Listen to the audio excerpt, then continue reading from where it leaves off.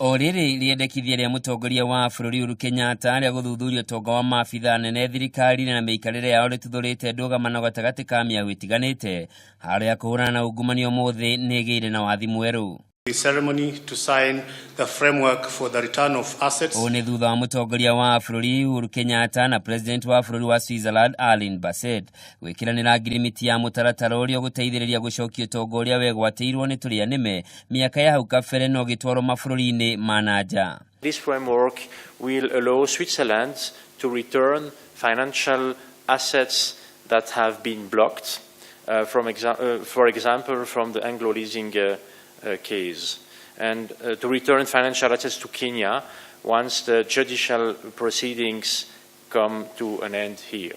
Akiaria thingira-inĩ wa iregi, President Kenyatta ugĩte ngirimiti ĩno nĩ kĩonereria kĩa wĩrutĩri wake kũhukia ungumania kaimana.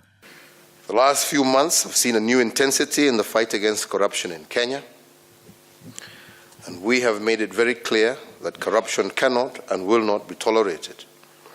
And the reasons could not be clearer. Corruption directly threatens Kenya's future, as it denies our children the education they deserve. It denies Kenyans the public goods that their hard work has earned them. President nĩongereire kuuga ũtongoria wa bũrũri hĩndĩ ya ngukumio ya Anglo leasing nĩguo kwamba kũrongorerio kuona mbeca nyingĩ ihithĩtwo bũrũri-inĩ wa Switzerland. The framework outlines our commitment and action plan for recovering the proceeds of crime and corruption, and it will ensure that illegally acquired wealth held outside our country is repatriated to benefit the Kenyan people.